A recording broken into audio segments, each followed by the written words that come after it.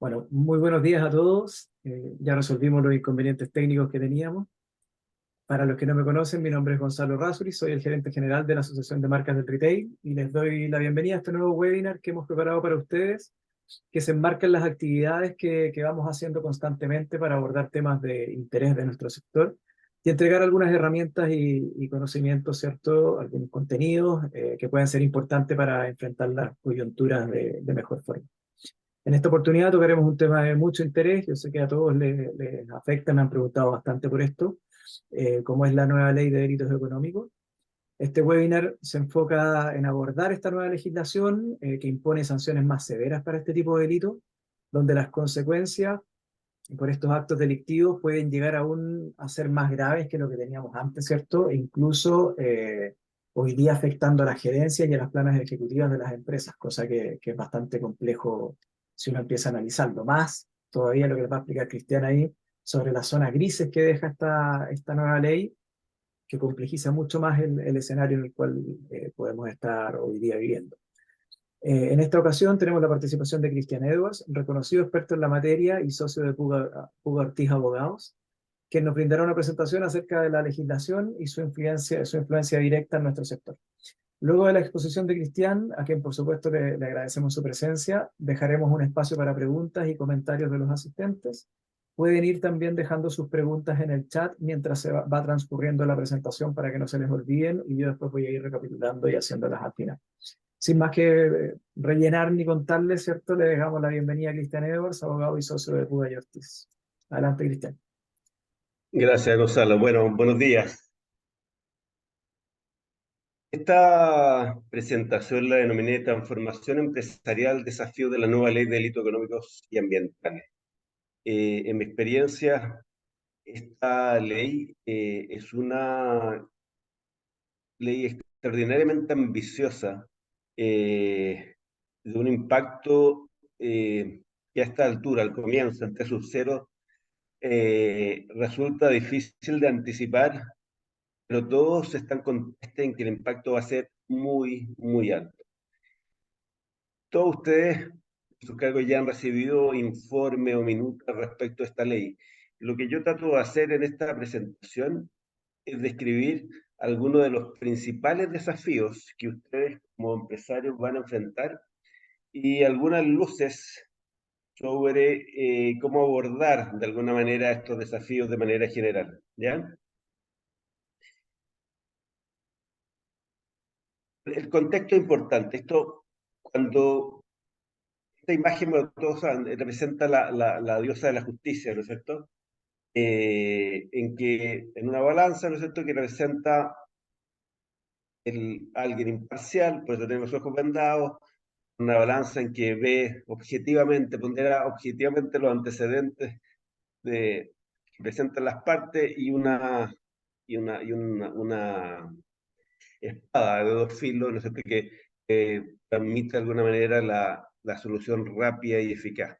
Eso es lo que busca uno de alguna manera en el derecho, ¿no es cierto?, y que se traduce en reglas del juego claras, predictibilidad de lo que uno hace y que en definitiva un partido de tenis en que todos están de acuerdo en cuáles son las reglas, cuando cayó adentro la cancha, cuando cayó fuera de la cancha, etcétera.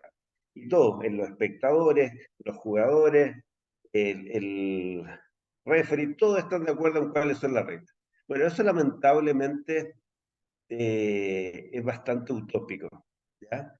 Lo que vemos en definitiva es que la base misma de la, de la, de la justicia, del Estado de Derecho, y no solo en Chile, ojo, se ve enfrentada a estos dos fenómenos que son la debilidad institucional y la crisis de confianza. Quiero enfatizar que la referencia, el contexto importante porque explica mucho de lo que vamos a ver más adelante, ¿ya?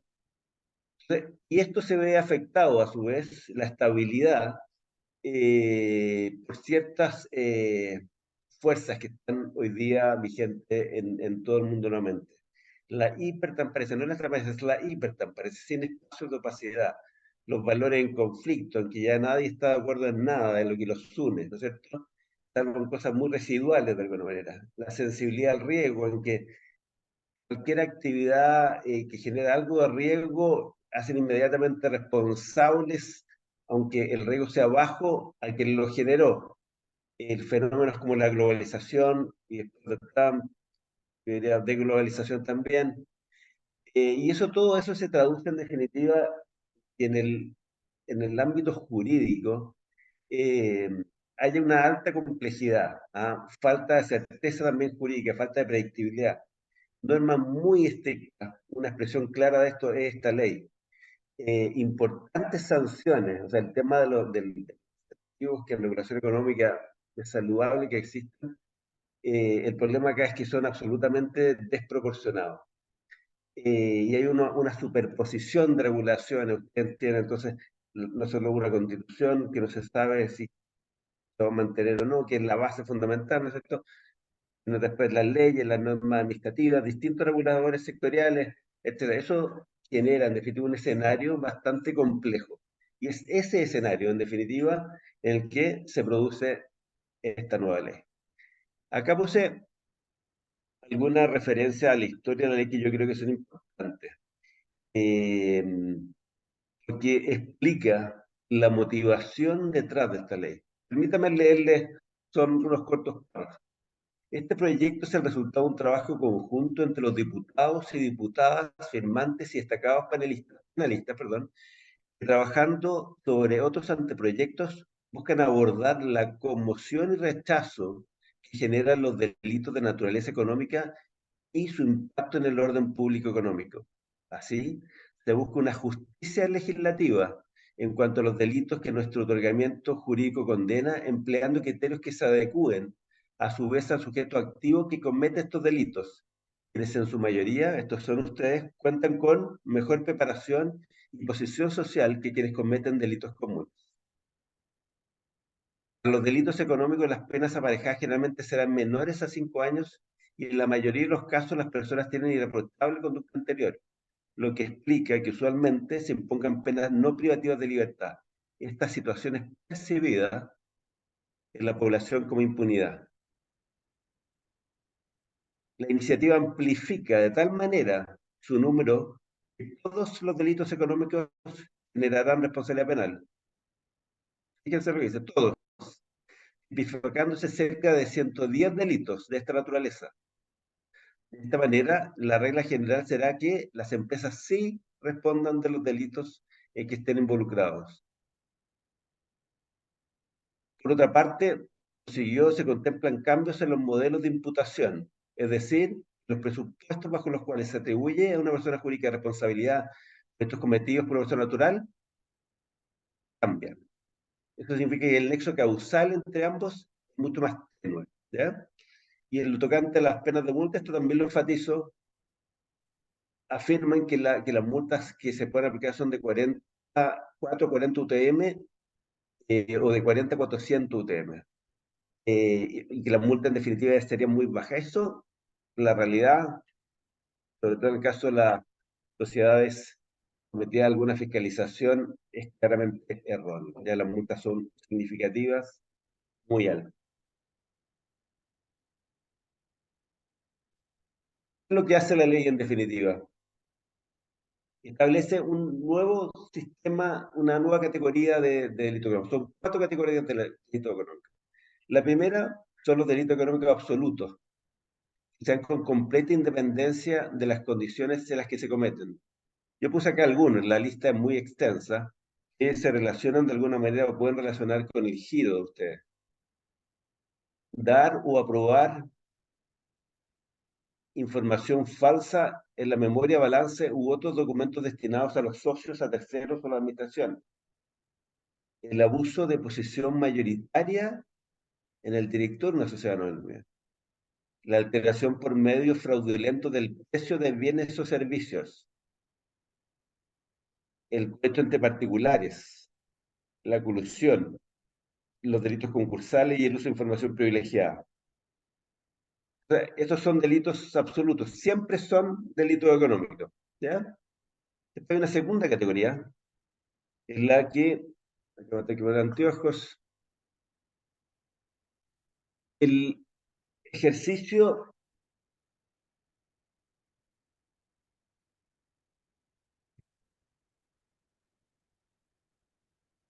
un cargo, función o posición en una empresa o cuando lo fuera en beneficio de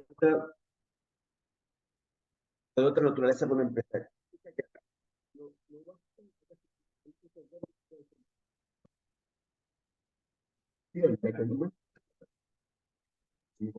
Se te pierde el audio, Cristian. A ver, Ahí sí, ¿y mejor? sí, ahí se escucha bien. Ya. A ver, la conducta en definitiva tiene que cumplir acá con dos requisitos adicionales. El, el hecho de ser perpetrado en ejercicio de un cargo, función o posición en una empresa, alguien que tiene un vínculo con la empresa, o cuando fuera en beneficio económico o de otra naturaleza para la empresa. Y acá se enumeran también una cantidad enorme de delitos, y yo acá mencioné algunos que tuvieron de alguna manera o fueron objeto de escándalos públicos algún tiempo: el financiamiento ilegal de la política, los delitos tributarios, la distracción, este es nuevo, o apropiación de cotizaciones personales de los trabajadores, más que nuevo, endurece la violación de secreto comercial, nuevos delitos ambientales, delitos relacionados con procedimientos concursales, y que con abuso grave de una situación de necesidad, fíjense en esto, de la inexperiencia o la incapacidad de discernimiento de esta persona, le pagare una remuneración manifiestamente desproporcionada e inferior al ingreso mínimo mensual en temas laborales. Tercera categoría: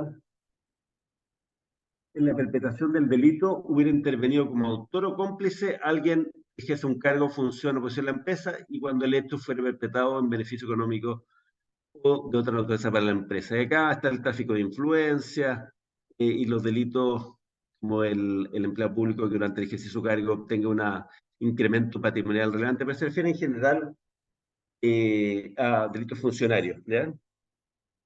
Y el cuarto es el delito de receptación de especies derivadas de un delito económico. Se refiere, son los efectos del delito. Eh, Estas cuatro categorías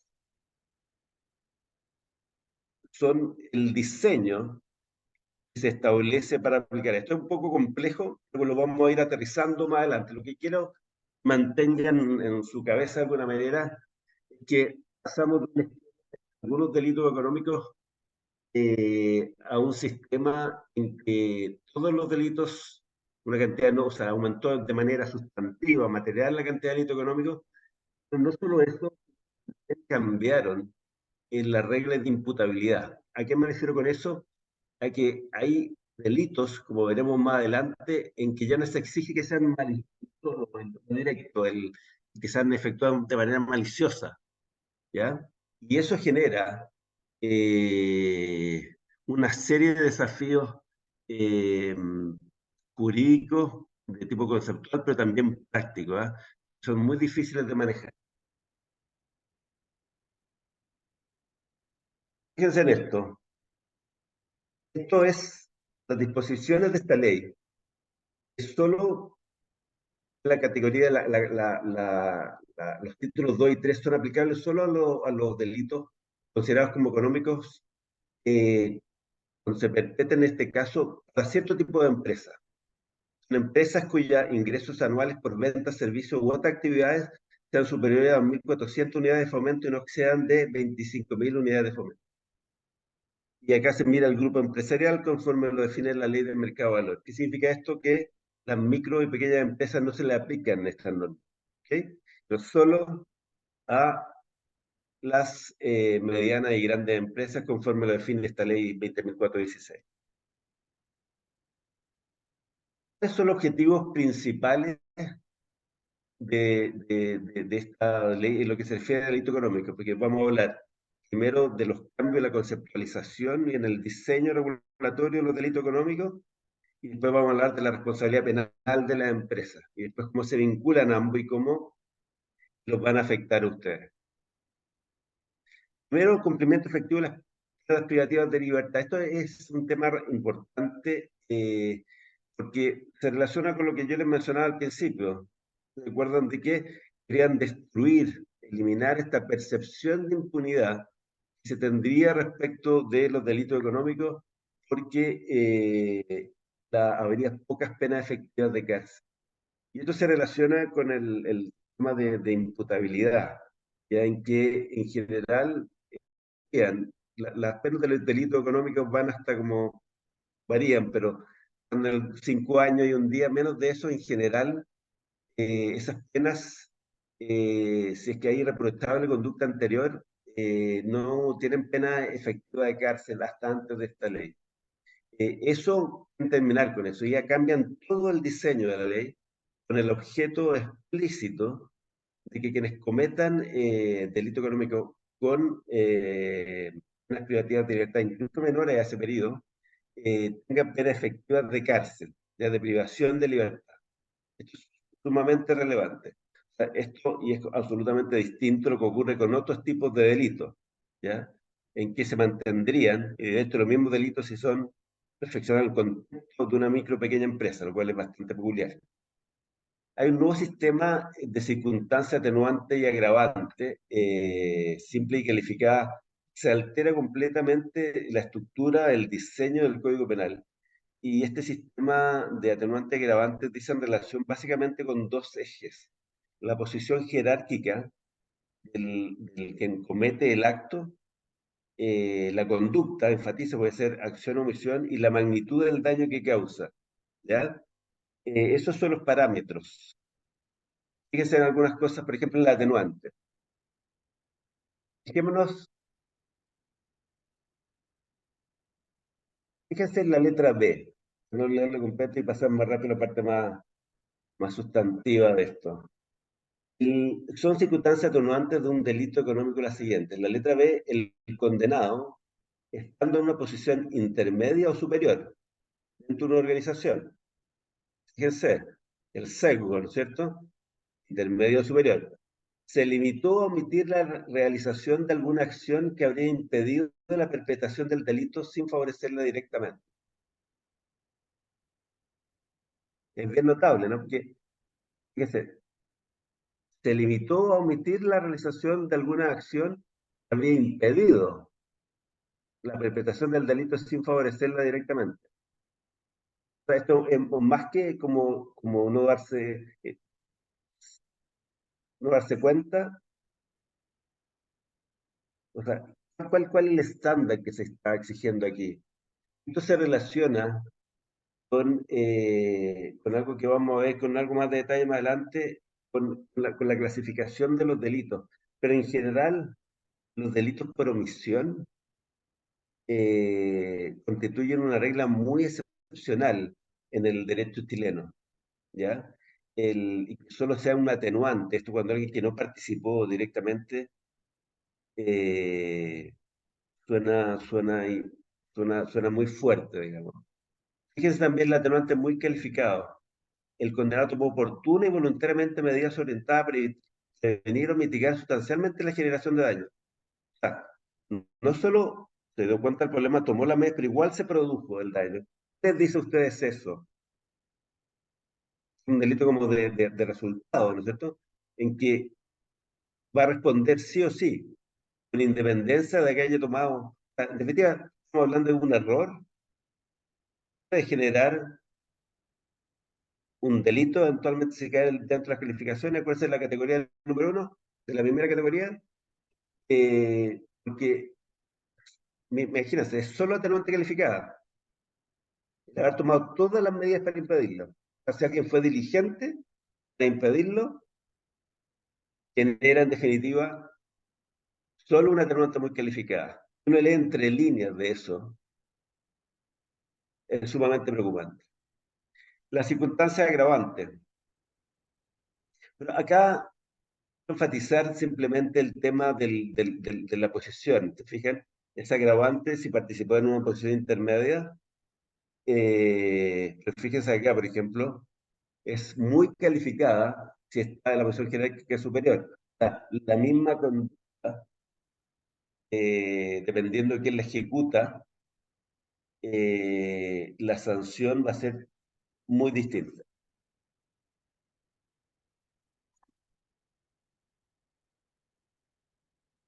Bueno, la sustitución del sistema de sanciones es realmente muy, me ha quedado correr un poco esto. Es una de las cosas más sustanciales. La multa está para cuando se termina en el ingreso diario de la infracción. Eh, Se te va el audio desde esa posición, Cristian. ya, ahí. El, el sistema de multas cambia completamente. En vez de ser multas como establecida en la ley en función de la gravedad del hecho, las sanciones de multas son en función del ingreso diario promedio del líquido del condenado. ¿Qué significa eso? Es que se mira en relación con los ingresos anuales de quien comete la infracción o delito. O sea, alguien que le tiene una muy buena remuneración, en una posición alta, un director de una empresa, una sociedad anónima abierta, gerente general, etcétera, las multas van a ser muy, muy significativas. Pues vamos a ver cómo se relaciona esto con las multas para la empresa, pero lo que quiero transmitir acá es que hay un salto cuantitativo enorme en esto.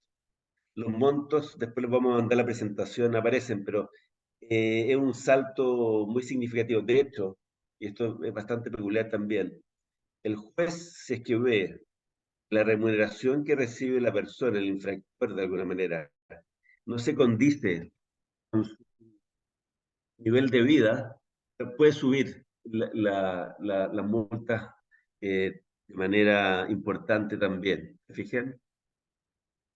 También el tema del comiso se extiende de manera muy amplia.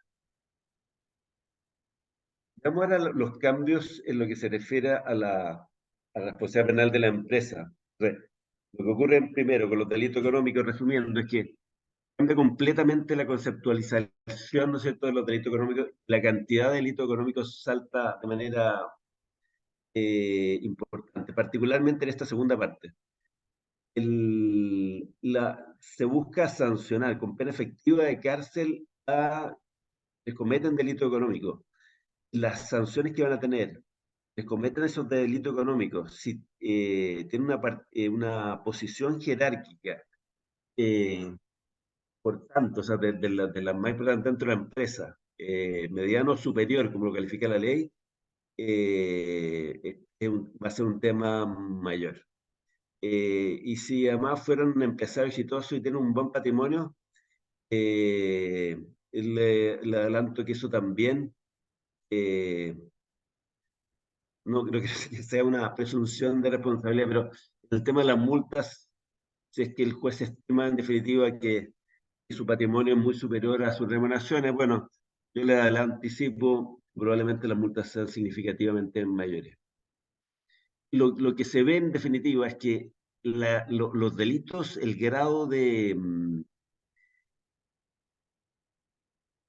dolo, de malicia que se requiere, lo de primera categoría se atenúa, quiero ser enfático en eso. Y la participación, el vínculo que deben tener con la empresa, para que tengan la categoría, la naturaleza jurídica de delito económico es bastante más tenue que antes. Vamos a ver esta parte que probablemente es que como empresarios eh, también es muy importante. Estos son los temas más relevantes, diría yo, o diría los tres temas más relevantes. El aumento explosivo de los delitos que producen la responsabilidad penal de la empresa. El cambio del modelo de imputación, o sea, del vínculo que une al sujeto activo con la empresa. Esto es un término jurídico del non bis in idem que yo lo identifiqué acá de bis in idem, que significa que en términos jurídicos el derecho es muy lógico. Alguien no puede ser sancionado, o una misma conducta no puede ser objeto de dos sanciones distintas. ¿Ya? Ahora vamos a ver los fenómenos que se van a producir. Y ahí solo, como una bola de cristal, anticipar lo que uno visualiza. Y después la discusión al final va a ser interesante ver y discutir con ustedes cuáles son las tensiones que ven y yo tal vez pueda darle algunas luces de cómo abordarlo. Fíjense en esto, respecto del alcance, ¿no es cierto? La comparación de las reglas de imputación. Dice la antigua ley, que exista, estamos hablando ahora de la responsabilidad penal de la empresa. Exigía que los delitos sean cometidos directa o indirectamente en interés o para provecho de la empresa, sus dueños, controladores, ejecutivos principales, etcétera. Personas que tienen un cargo dentro importante, de hecho, dentro de la empresa. Generaba ruido en su minuto la expresión dueños, porque los dueños en general, los controladores, eh, generan responsabilidad a la empresa de la cual no son parte peculiar, pero eso se salvaba con los vínculos estos que mencionamos, directa e indirecta para aprovechar la empresa. Fíjense en esto, siempre que la comisión del delito fuere consecuencia del incumplimiento por parte de esta de los deberes de dirección y supervisión. Esa consecuencia directa, hay un vínculo causal, ¿no es cierto?, entre el incumplimiento de los deberes de dirección y supervisión que permitió que se produjera. Fíjense lo que dice la nueva ley. La nueva ley exige que los delitos sean cometidos en el marco de su actividad por o la intervención de alguna persona natural que ocupe un cargo, función o posición en ella o le preste servicios destinando a suyos ante terceros con o sin representación. Yo le entrego un señor que lleva, no sé, unos pagarés, operación, y desaparece. Fíjense que el vínculo es extraordinariamente tenue entre el sujeto con la empresa. Imagina a alguien que le preste ni allá ni siquiera un tercero, que haga la misma operación de trasladar un balerista para que se lleve al notario. El notario no quiere llevarlo, así que lo lleva una empresa, etcétera. Fíjense ahora, el segundo requisito, que es el tercero del lado. Siempre que la interpretación del hecho se vea favorecida o facilitada, la falta de implementación efectiva de un modelo adecuado de prevención. Se vea no causada, favorecida o facilitada, y el modelo ahora tiene que además ser efectivo. ¿Qué leen ustedes de eso, de esta regla de imputación?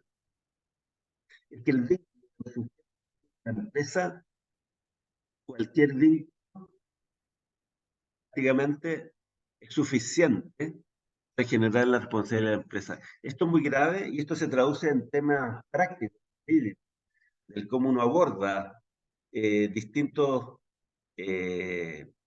contratos, ¿no es cierto? Todos los vínculos jurídicos que ustedes tienen con terceros para la prestación de servicios, etc. Para la exoneración de responsabilidad.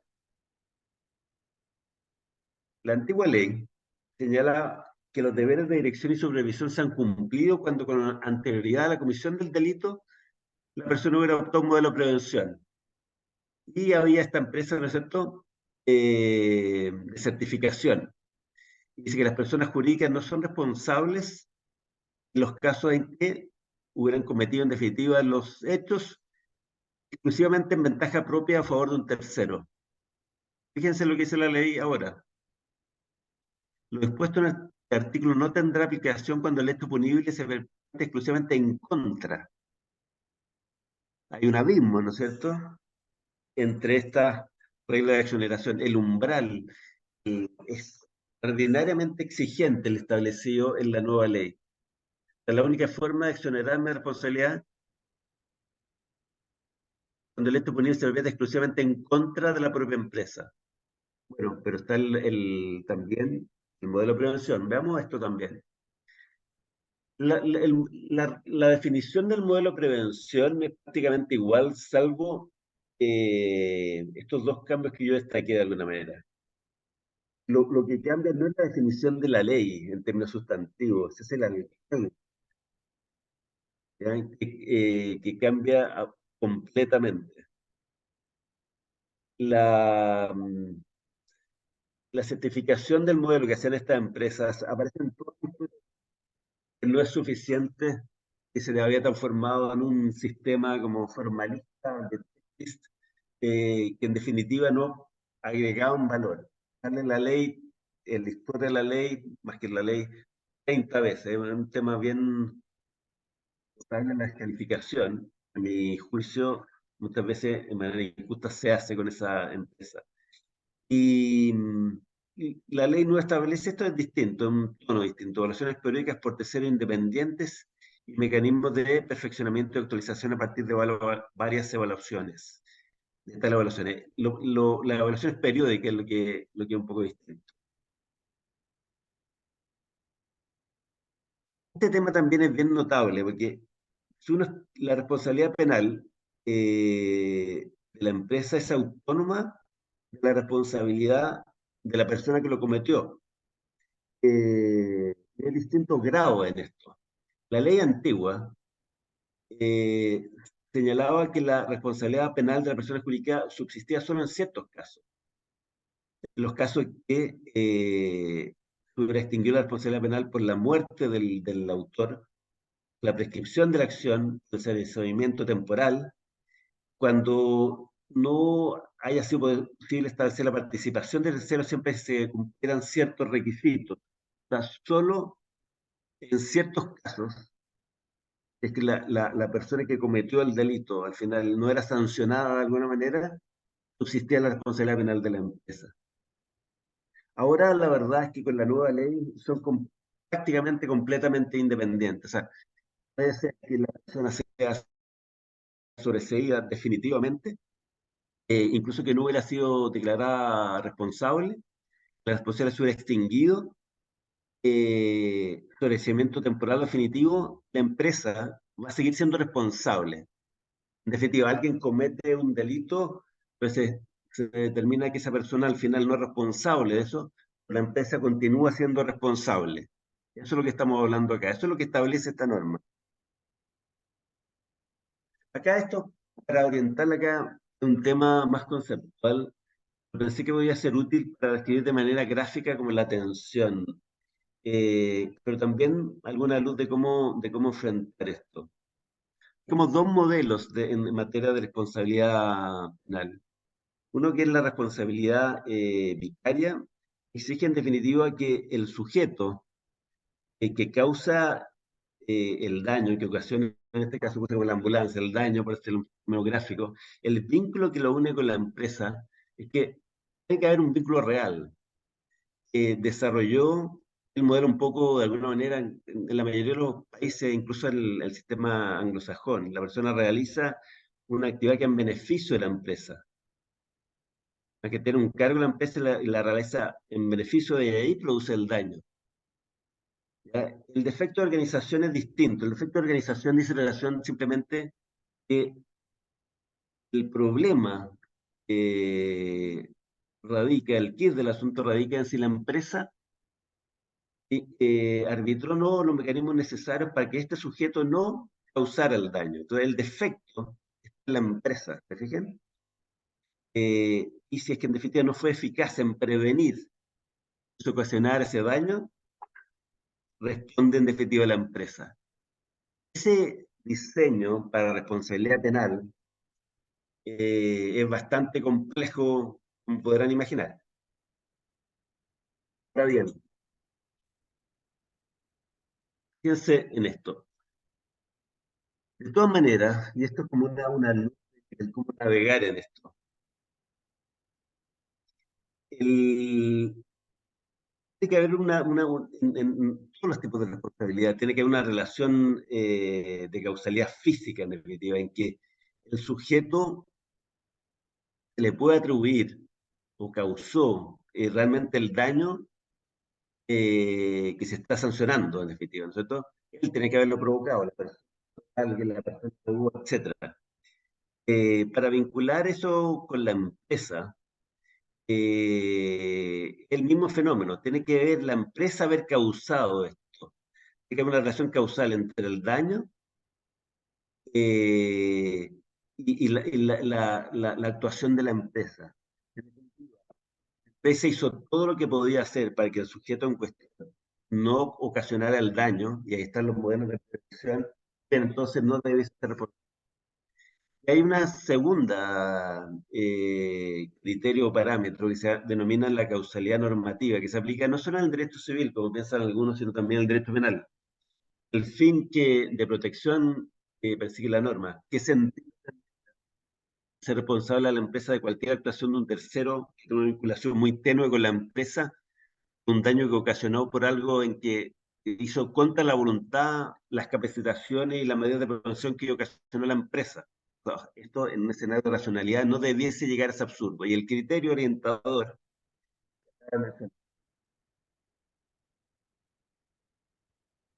fíjense en esto para que se den cuenta del salto de envergadura, de magnitud en materia de responsabilidad penal de la empresa. Estos eran los delitos que establecía al principio, cuando surgió la ley de responsabilidad penal de la empresa. Lavado de activos, financiamiento al terrorismo, de funcionarios públicos nacionales o extranjeros. Esto surgió el grupo de la OECD. Para ser miembro de la OECD se exigían sanciones eficaces en el caso de estos delitos. Pero no exigía que fueran por la vía de la responsabilidad penal de la empresa. Pero se optó por este modelo en su minuto, que era algo novedoso en esa época. Pero muy orientado a delitos de alta magnitud, caso en que cuando la empresa, o sea, tenía lugar, en otras palabras, cuando la empresa era un caparazón, un pretexto para realizar actividades delictivas. Pero no una empresa que comete un error, a veces por grueso que sea. Se fijan ahí, es muy distinto. Después fueron agregando nuevos delitos: negociación incompatible, administración desleal, y el perímetro de esos delitos también se empieza a hacer más difuso. Fíjense en esto: corrupción entre particulares. Es un tema bien relevante y que ocurre frecuentemente, digámoslo, un tema muy difícil de abordar, la apropiación indebida. Fíjense cómo saltan las multas. Y fíjense lo que decía la historia respecto a las multas. ¿Se fijan que hay, no es consistente? Pues se fueron agregando nuevos delitos. Ya uno empieza a ver, ya, ya no, son reacciones a temas puntuales, relacionados con el tema de la ley de pesca, fundamentalmente. Después el tema del COVID, tráfico de migrantes, control de armas, tema informático. Y esto también es curioso, ¿no? Salvo que la empresa tenga por objeto, casi por giro, el desarrollo de esas actividades. Sustracción de madera. Fíjense ahora, de esa numeración saltamos a 240 nuevos delitos. El modelo, el perímetro se amplía de manera muy, muy sustantiva. De hecho, estudiando la historia y buscando legislación comparada, yo no encontré nada en ningún país, de hecho, puedo equivocarme, pero creo que no, que tuviera esta amplitud. Si unimos esta amplitud con el diseño, acá un tema más como teoría de juego, ¿no es cierto? Esto es lo que yo llamaba, lo decía en términos no jurídicos. Existe la responsabilidad de los directores ejecutivos y gerentes, ¿no es cierto? Eso pasa en la empresa cada vez que la ley de sociedad anónima, la responsabilidad administrativa, después tenemos la responsabilidad penal de la empresa, ¿no? Pero son responsabilidades distintas. De hecho, si ustedes se fijan para hacer efectiva la responsabilidad administrativa, hay un montón de cambios de diseño en muchas cosas, en términos simples. Por ejemplo, como la responsabilidad por la omisión, la responsabilidad penal, en derecho administrativo se aplican los mismos principios del derecho penal. Para que no sean delitos por omisión, si usted se fija, por ejemplo, la superintendencia en general, la Comisión para el Mercado Financiero, dicen que la actuación de los directorios ejecutivos, hacerlos responsables, no son por omisión, sino por acción. Entonces hacen tienen que firmar, ¿no es cierto?, la declaración de la FECU, por ejemplo, declaración de responsabilidad, etcétera. Entonces, transforman eso en una responsabilidad, en definitiva, por acción, para ser efectivo esto. La nueva ley, como yo les decía antes, apunta claramente los de primera categoría a delitos por omisión. O sea, la responsabilidad por omisión. Si uno lee entre líneas las agravantes con las agravantes calificadas, la atenuante calificada y lee la historia de la ley, aunque no lo dicen de manera explícita, eso a mi juicio es bastante claro. Y entonces ahora existen estas tres responsabilidades que se superponen porque, por ejemplo, cuando alguien cometía, eh, hacía uso de información privilegiada, por ejemplo, lo sancionaba la Comisión para el Mercado Financiero y después quería sancionarlo el Ministerio Público y decía, no, no se puede, no en bis in idem, no pueden sancionarme dos veces por la misma sanción. En definitiva, se fue adecuando la jurisprudencia para decir que era posible en ciertos casos si se cumplían ciertos requisitos, básicamente porque tenían objetivos distintos a las normas. Pero en este caso, el mismo hecho va a generar tres tipos de responsabilidades: la administrativa, la de la empresa y la del sujeto que lo comete. ¿Se fijan? Para llegar a un problema de non bis in idem, de tris in idem, está extremando, en definitiva, todo como la estructura del derecho penal con el objeto de hacer algo muy gravoso para la empresa.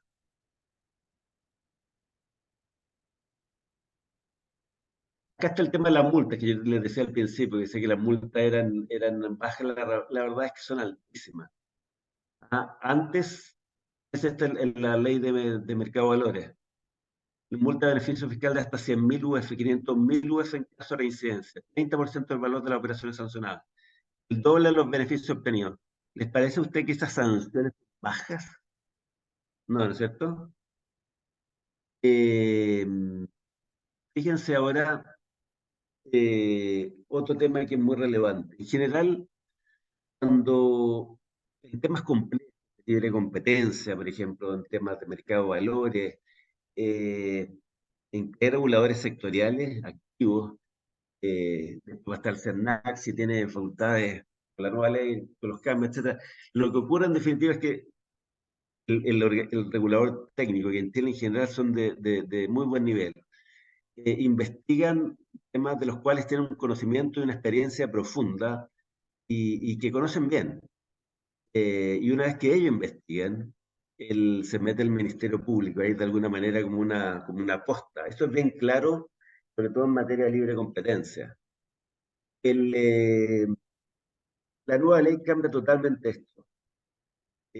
Ahora se puede iniciar por denuncia por cualquier persona capaz respecto de hechos punibles que afectan el ejercicio de función pública o la probidad administrativa o respecto de delitos que puedan causar graves consecuencias sociales y económicas. O sea, cualquier delito.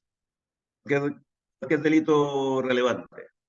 Y esto es una herramienta, lo puede hacer cualquiera. Todos estos fenómenos de cierta envergadura tienen connotaciones comunicacionales y políticas. Es una empresa grande que presenta esta denuncia, ¿cuál va a ser el efecto que va a tener? Y no solo para la empresa, va a ser también para las personas, los ejecutivos, que se van a ver expuestos no solo a graves sanciones, sino a un proceso penal. Entonces, es un tema extraordinariamente complejo. Algunos desafíos y formas de abordarlo. Hay modelos conocidos, ¿no es cierto? Está el tema de los 7 elementos de un programa efectivo eh, del Departamento de Justicia de Estados Unidos. Está los ISO, está acoso, etcétera. Pero la gran pregunta acá es, ¿suficiente? Algo humor. Yo soy el de blanco en este caso. Eso no es.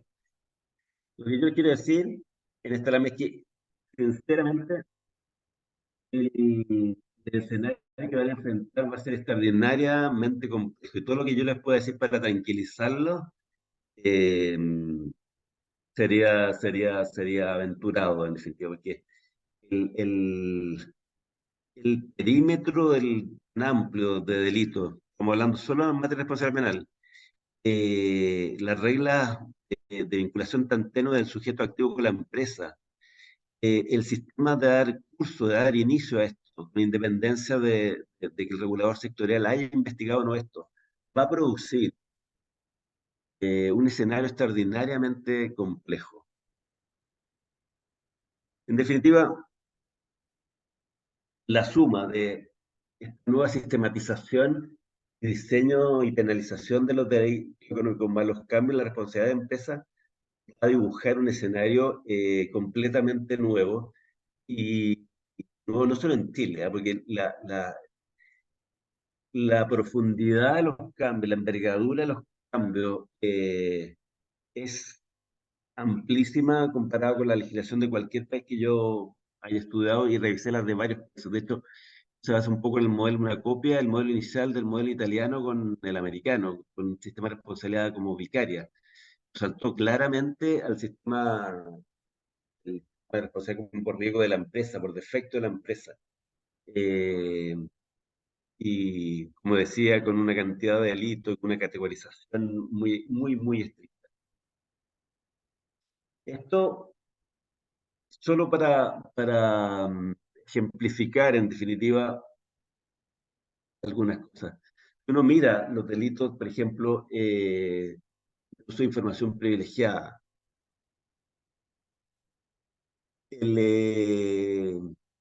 posición mayoritaria, abuso de posición mayoritaria.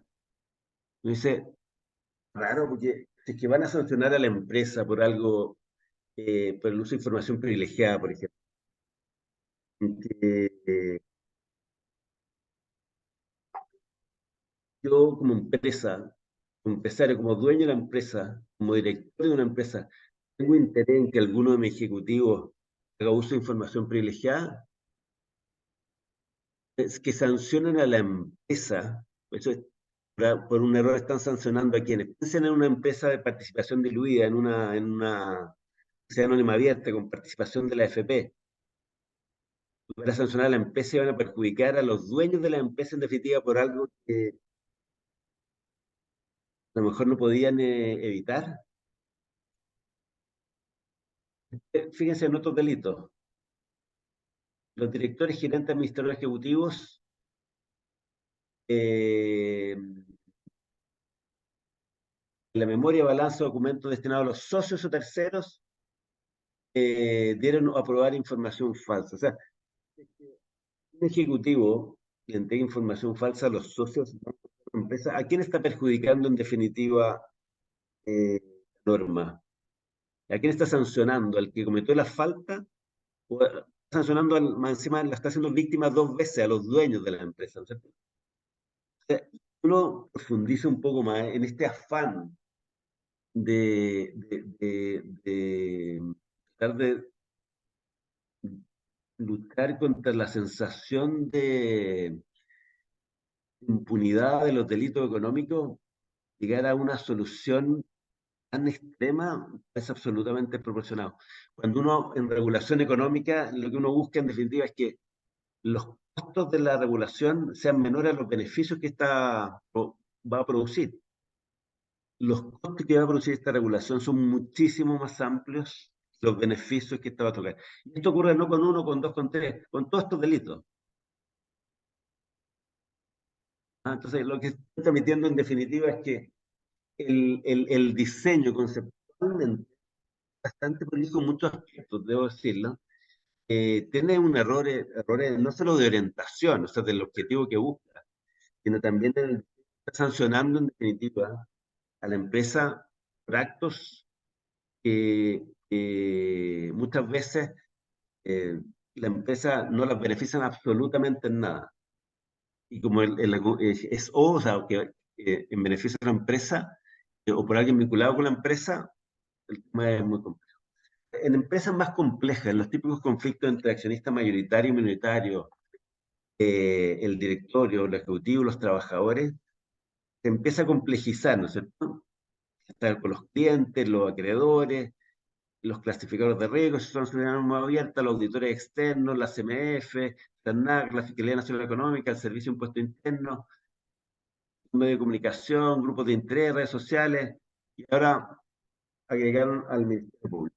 El escenario les va a tocar, y todo esto se relaciona, como les decía yo, y el Ministerio Público va a investigar al mismo tiempo que el SANAC, la Fiscalía Nacional Económica, la CMF, etcétera. Se va a producir, en definitiva, un escenario sumamente complejo, muy difícil de manejar. Ver con o, y procesos de toma de decisión también difíciles. Hay una duda respecto de una partida de la SEC que dice, no, pero un error absolutamente muy bajo, inmaterial. Y otro dice, no, es que yo no quiero que esté material, o más, lo mismo que sea inmaterial, yo no puedo hacerlo porque ¿cómo voy a firmar la FECU? Sí, tiene un error. Es que se van a producir en los procesos de toma de decisiones, eh, muchas discusiones y problemas para abordarlo. En definitiva, la ley va a tener un altísimo costo. Esto se los doy, digo, con seguridad. Pero no solo para los directores ejecutivos, sino también para sus accionistas, trabajadores y creadores. Cuando algo es tan desproporcionado, afecta a todo el mercado, afecta también a los creadores de la empresa, a sus trabajadores, etcétera. Va a generar mucho. La empresa son un grupo humano y como tal, hay hipótesis en una. Me preguntaron, oye, ¿qué pasa? ¿Cómo puedo enfrentar yo hipótesis de una empresa muy grande de sabotaje? Los controles, lo contratamos y que me altera los sistemas. ¿Cómo lo hago? ¿Cómo me blindo yo de eso? Se fijan otra las hipótesis son muy amplias. Va a acentuar los conflictos entre los distintos estamentos, lo que yo les decía, ¿no es cierto? Va a generar una sobreposición de las investigaciones de los reguladores sectoriales y del Ministerio Público. Entonces, atentando contra la vía de coordinación y generando el riesgo de resolución incongruente. Y va, en definitiva, aquí esto. Cuando va la inversión, porque cuando es tan desproporcionado, o sea, para abordar esto de manera robusta, y acuérdense, está de pantalla, no solo como el futuro de su empresa, sino usted como director ejecutivo de su patrimonio y de su libertad, literal y metafóricamente. Entonces, él va a desincentivar la inversión. Yo creo que es una ley demasiado extrema. Yo diría que tiene algo de ingeniería social, de alguna manera, ¿no? Que busca, en definitiva, eh, que los empresarios tengan un parámetro ético eh, esté más allá de cualquier cuestionamiento que es utópico.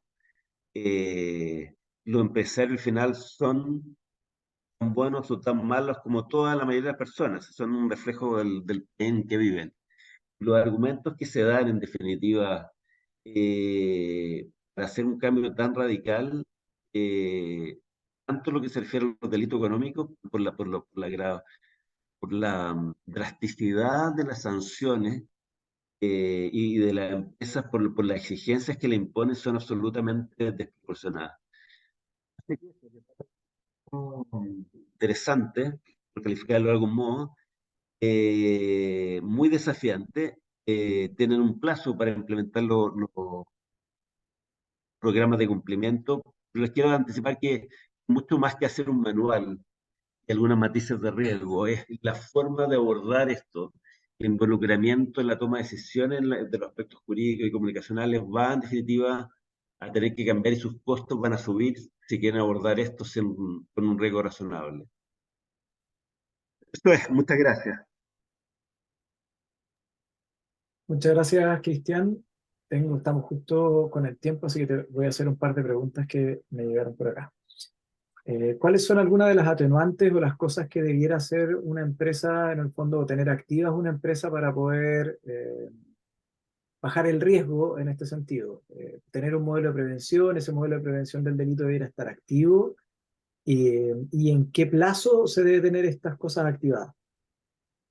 Sí, mira, la ley establece un plazo de un año desde su publicación. El, sería el, mandamos pero todavía tienen como un poco más de 11 meses para hacerlo. Y lo que hay que hacer, en definitiva, eh, al- algunas cosas que se pueden hacer. Enfatizando el contexto que yo les decía, que es muy difícil abordar esto de manera robusta, de verdad. O sea,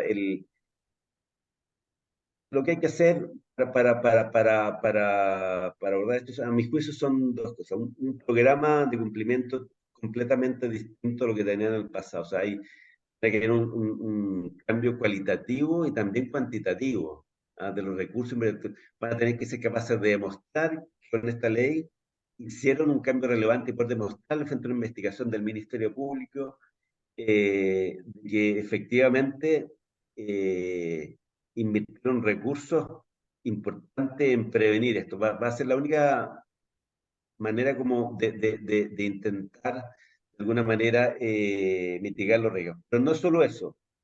Aparte, un programa de cumplimiento con cualquiera de los modelos que les mencioné, que son como los más tradicionales, con matices de riesgo, con procesos bien analizados, los más críticos, con procesos que ahora, el grado de profundidad de esos procesos y de los controles de esos procesos dice relación con el giro de cada empresa, en definitiva. ¿Ya? Entonces, el levantamiento de los temas que generan mayores tensiones, por la gravedad de los delitos, por el impacto que producen, tienen que ser más profundos que otros delitos, no sé, de la ley de caza, por ejemplo, ¿no es cierto?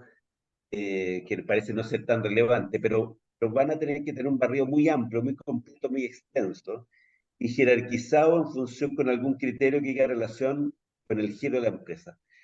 Lo segundo, el gobierno corporativo y el proceso de toma de decisiones. Los directores, los que están sin duda expuestos a muchísimo mayor riesgo. Leer los diarios de qué manera ha aumentado el interés por las pólizas de responsabilidad civil. Director y ejecutivo, esas pólizas de responsabilidad civil, director y ejecutivo, normalmente no cubren los delitos por un tema de derecho de seguro. Entonces, es un tema complejo de abordar, el tema de, bueno, ¿qué gobierno corporativo yo adopto? Uno, tomar decisiones correctas en que se levanten los temas oportunamente, que va un poco más allá del tema o bastante más allá de los programas de cumplimiento, sino también el tema, bueno, ¿cómo blindo yo la empresa y a mis directores y a mis ejecutivos, poder retenerlo y que asuman un riesgo razonable, en definitiva, y proporcionado a la gestión que están haciendo? Cuando uno contrata a un ejecutivo, o lo nombra uno director de una empresa, imagínense ustedes lo nombran director de una AFP o de un ISAPRE, ahora que está de moda, ¿estarían tranquilos? ¿Estarían tranquilos si es que solo tuvieran una póliza de responsabilidad civil de directores? Entonces, en definitiva, ¿qué les quiero decir? Es un programa de cumplimiento robusto, de verdad. O sea, no olvidémonos de los checklists. Hay que usar unos modelos como más americanos de los delitos relevantes, en Sarbanes-Oxley, en la Patriot Act, no sé, de ese nivel, de esa profundidad, de esa envergadura. Entonces, de toma de decisión también los temas relevantes en que se blinden los ejecutivos superiores. Entonces, ¿cómo me aseguro yo como director de la empresa, como gerente general, firmo algo de que efectivamente no va a reventar una bomba en la cara, ¿no es cierto? El proceso de compliance va a cambiar de manera robusta, el proceso de gobierno corporativo hay que adoptarlo y los mecanismos de blindar en definitiva a los directores ejecutivos también va a tener que cambiar. Eso es como el resumen de lo que yo diría. Cristian, y en ese sentido, desde la parte contractual de los ejecutivos, gerentes, etcétera, ¿también debieran sufrir modificaciones respecto a este tema? Yo diría que o sea, la enorme mayoría de las empresas hoy en Chile, de cierto nivel de sofisticación, establecen, en definitiva, tienen códigos de ética, normas de cumplimiento, y establecen los contratos la obligación de cumplir con esas normas. Eso es como el DERDE. Pero esto va mucho más allá, porque también se refiere, Gonzalo, a temas en el diseño para hacer esto eficaz. Por ejemplo, cuando uno compra una empresa, compra los activos de una empresa, eso se transmite al activo, eso es muy raro. Porque cuando yo compro un activo, cuando uno compra una empresa, uno compra de distintas maneras, o compra los activos o compra la acción o los derechos sociales, ¿no es cierto? Si uno compra la acción o los derechos sociales, uno no se hace responsable de las contingencias que envuelven. Si uno compra activos, no. Ese diseño que es universal, existe en todo el planeta, cambió con la ley porque la ley establece que uno responde cuando compra el activo también. O sea, los procesos de due diligence, las compras de activos, somos de los activos relevantes, el, va a tener que cambiar también. Todos los procesos de due diligence en general y de due diligence de terceros. En Chile, me acuerdo en alguna empresa americana, eh, decían, oye, ¿cómo vamos a hacer el due diligence para terceros que nos prestan servicios? Y uno le explicaba, mira, en realidad, hoy en día en Chile, ese estándar no es necesario en temas generales, salvo casos muy puntuales en temas más financieros, pero hoy en día eso no va a ser así. Y el problema es que ese estándar va a ser aplicable a todas las empresas medianas y grandes. Entonces, lo que van a tener que hacer en definitiva todo el sistema contractual, cambiarlo, todo el sistema. Es un antes y un después. Yo sé que suena muy fuerte, ¿verdad? Pero créanme de que no estoy exagerando, es un tema demasiado radical el cambio. Perfecto, Cristian. Me llega otra pregunta. ¿Escuchó en alguna otra charla relacionada al tema eh, que una de las formas de atenuar el riesgo en el fondo era separar las áreas? Por ejemplo, separar Contraloría, Finanzas, Tesorería, Contabilidad, etcétera. Si podías comentar algo al respecto. Lo que pasa es que en temas de riesgo y control de riesgo, en los modelos como más de que uno ve en la universidad fue todo, como las tres líneas de defensa, ¿no? O sea, tal, las áreas de negocio, la segunda línea de defensa en que están compliance, están riesgo, y la tercera que es control interno. Esos modelos en general son universales, lo usa COSO, está implícito en la ISO, son siempre útiles. Hay también temas específicos de control interno en que no es bueno que haya un doble control en cierta área. Pero eso son como tácticas implícitas en todos estos modelos. Diría yo. Todos estos modelos, los que yo recuerdo, los más sofisticados, incorporan eso, la segregación de funciones, etcétera. En qué caso es necesario hacerlo? Bueno, los modelos hablan de eso y hay que aterrizar eso un poco a cada empresa.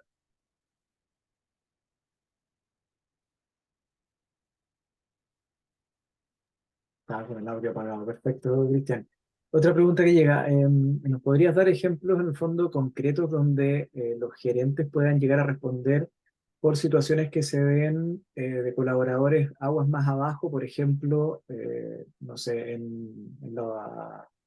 en las coimas, ¿cierto? O en buen chileno cuando se moja alguien por obtener un permiso, por ejemplo, para lograr un local, o alguna arreglín que se pueda tener con algún proveedor, cosas en el fondo que de repente son más usuales en Chile, y cómo podrían Bueno, afectar y qué sanciones tienen los gerentes en base a esto. sí, mira, es una de las preguntas más. El tratar de anticipar cómo lo va, yo puedo hablar de esto en abstracto. En abstracto, el cohecho, en particular, para participar en una licitación, que alguien le pase plata a un ejecutivo en desconocimiento del director de la empresa y de sus dueños, porque le interesa ganarse el bono y lo hace por debajo, es muy difícil para una empresa el poder prevenir eso de alguna manera. Entonces, y como hablamos al principio, en el diseño de los delitos económicos, incorporar los conceptos de responsabilidad por omisión en un grado bien exagerado, en el sentido de que, eh, ¿cómo decirlo? El no tomar las medidas adecuadas para impedir algo, o como mejor dicho, el haber tomado todas las medidas necesarias para prevenir el daño, era solo una atenuante calificada. Entonces, ¿cómo se puede prevenir el gerente versus eso? como la única manera es con un buen modelo de prevención que aborde estos desafíos de manera robusta. Ahora, va a ser suficiente en el momento en que esto salga, explote en un diario y se mete el Ministerio Público, mi impresión es que no va a ser suficiente. Muchas veces, o sea, de hecho, la mayoría de las veces. Ese es el problema de esta ley. ¿Eso quiere decir que no se puede hacer nada? No. El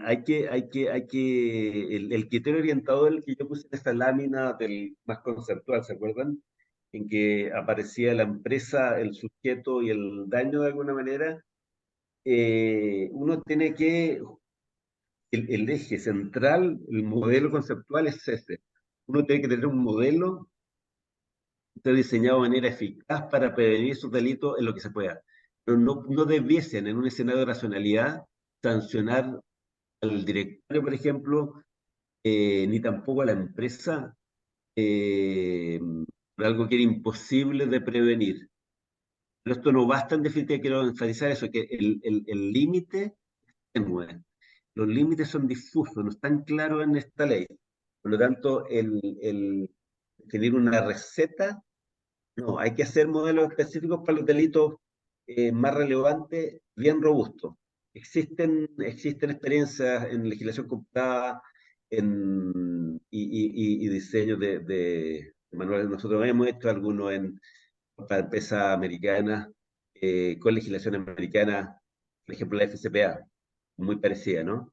Y la UK Bribery Act también incorpora el cohete entre particulares. O sea, va a ser una tensión fuerte, pero van a tener que tener modelos muy robustos que van a quitarle adelanto mucho tiempo, y van a tener que tener capacitaciones, ustedes, su equipo, procesos de toma de decisión más complejas, y en los temas relevantes, un sistema como de cascada, autorización, etcétera, que hay que ir viendo caso a caso. Conversábamos el otro día también sobre las sanciones que podían tener incluso los gerentes por este tipo de temas, donde existía una por ahí que estaba, creo que escrita, que era incluso la inhabilitación para ser gerente en otras empresas. ¿Qué tipo de sanciones se pueden arriesgar los mandos medios tal vez en esto? No, o sea, el sistema de sanciones cambia y están desde efectivamente o sea, la disolución de la empresa, la multa, todo leer, en definitiva, el sistema no cambia, o sea, lo que cambia más que la calificación es la envergadura de las sanciones. Las multas también en esta de la inhabilidad, se ampliaron las inhabilidades también para desempeñar cargos directivos en empresas. Una sanción también de un perímetro bastante difuso, que de alguna manera se vincula también con temas constitucionales. Pero las sanciones, en definitiva, en términos prácticos, son, y hay una lámina por ahí que sale en los adjuntos de la presentación que les vamos a enviar. Eh, Creo que no tiene mayor complejidad la lectura, y lo relevante, lo que yo me gustaría que se quedaran ustedes y lo tuvieran claro, para ver las medidas que van a adoptar, es el salto tan manifiesto de la multa, lo fácil es que la empresa responda por actos de terceros, directores, ejecutivos y trabajadores, y a veces van a haber también trabajadores que no estén tan bien intencionados. Entonces, los modelos van a tener que ser muy distintos. Perfecto. Bueno, Cristian, estamos ya en el tiempo. Te dejo unos minutos también para hacer algunas palabras al cierre antes de que terminemos con la presentación. Muchas gracias, Gonzalo. No, esta ley, lo que decía al principio, es una ley sumamente ambiciosa, y por lo que he estudiado, después de estudiado detalladamente la historia de la ley y ver legislación comparada, el alcance es muchísimo más amplio de todo lo que yo haya visto antes. En otros países, en países más desarrollados, existe responsabilidad penal de la empresa, pero cuando el vínculo del sujeto activo con la empresa es claro, cuando la persona actúa en beneficio de la empresa, y están vinculados más con el sistema de responsabilidad vicaria.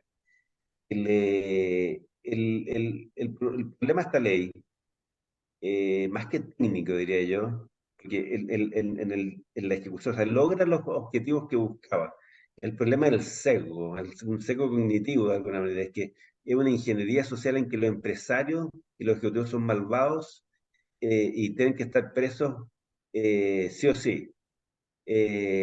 Cuando cometen delitos, bien, cuando cometen como autores, como cuando ellos con dolo, pero cuando dejaron, omitieron algo, no se dieron cuenta porque andaban pajareando y lo vinculan por esa vía, a mí me parece extremo.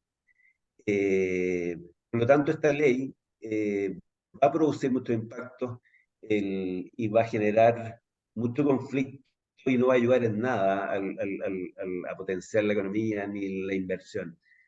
Ahora, ustedes, lo concreto que están en la trinchera haciendo los negocios, mi sugerencia es aborden esto de manera muy seria y profesional porque es un tema mayor, uno de los desafíos más graves, más importantes que van a enfrentar en los próximos años, sin duda alguna.